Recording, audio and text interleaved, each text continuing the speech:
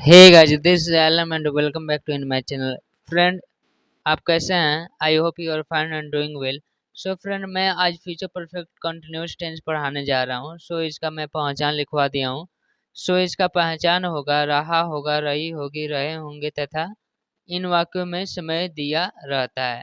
ये future continuous की भांति रहा होगा, रही होगी, रहे होंगे आते हैं, पर फ्यूचर परफेक्ट कंटिन्यूअस टेंस का पहचान यही होता है कि उसमें समय भी दिया रहता है। तो मैं यहाँ समय लिखवा दिया हूँ। तो समय दो प्रकार के होते हैं। कौन कौन होता है? पहला होता है निश्चित समय यानी point of time, and second होता है अनिश्चित समय यानी पीरियड ऑफ टाइम। सो निश्चित समय क्या होता है? सो इसका डेफिनेशन होगा that can not be counted, it's called a point of time.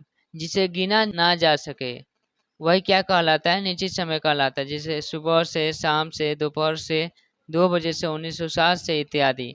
यह निश्चित समय को घंटा, मिनट, सेकंड में आप नहीं गिन सकते हैं। ठीक है गाइज। सेकंड है अनिश्चित समय। अनिश्चित समय का होता है गाइज पीरियड ऑफ टाइम। सो इसका डेफिनेशन होगा that can be counted, it's called a period of time. जिसे गिना जा सके, जैसे घंटा, मिनट, सेकंड, सप्ताहों में, सालों में। Okay guys. सो वही अनिश्चित समय कहलाते हैं। फॉर एग्जाम्पल, सुबह 1 घंटे से, दोपहर 45 मिनट से, 1 घंटा से, 2 सप्ताह से, 1 महीने से इत्यादि। सो मैं यहाँ पे स्टार बनाकर आपको समझाया हूँ। सो यहाँ आप समझ सकते हैं निश्चित समय के लिए सिंस तथा अनिश्चित समय के लिए फॉर का प्रयोग करते हैं। गाइज, निश्चित समय के लिए हम सिंस का प्रयोग करेंगे यदि निश्चित समय आएगा तो, और अनिश्चित समय आएगा तो फॉर का प्रयोग करेंगे। तो रूल देखते हैं। मैं यहाँ पर रूल लिखवा चुका हूँ ताकि आपको और बेहद अच्छा से समझ आए। सो इसका रूल होगा subject plus will oblique shall plus have plus been plus v i n g plus object plus since oblique for plus time. Shall कहाँ लगेगा? केवल आई और वी के साथ सेल का प्रयोग करते हैं, नहीं तो बाकी केवल विल का प्रयोग करते हैं।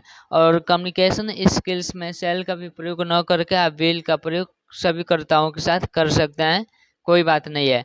बट ग्रामर में सेल देखा जाता है। सो मेरा फर्स्ट एग्जाम्पल है गाइज, बच्चे सुबह से शोर मचा रहे होंगे। सो इसमें सब्जेक्ट क्या है? बच्चे। बच्चे का द चिल्ड्रन, और उसके बाद will have been making a noise. शोर मचाने का मेक ए नॉइज होता है। तो इसमें क्या होगा? फ्यूचर परफेक्ट कंटिन्यूअस टेंस है तो क्रिया में आईएनजी अप्लाई होता है, तो मेकिंग ए नॉइज। और क्या बचा है? सुबह से, तो सुबह से समय नहीं दिया गया है तो सिंस मॉर्निंग होगा। Okay guys.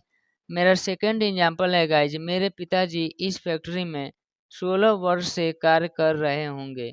सो इसका इंग्लिश होगा my father will have been working in this factory for 16 years. इस फैक्ट्री का होता है guys in this factory. I hope you can understand. मेरा थर्ड एग्जांपल है गाइज, हमारे देश के सैनिक बॉर्डर पर कई वर्षों से तैनात रहे होंगे। तो इसमें देखते हैं सब्जेक्ट क्या है। तो सब्जेक्ट है गाइज हमारे देश के सैनिक। तो इसका इंग्लिश होगा the soldier of our country. और उसके बाद सहायक क्रिया विल, उसके बाद हैव बीन। और तैनात रहने का होता है डिप्लॉय, तो इसमें आईएनजी डाल दिया तो डिप्लॉइंग।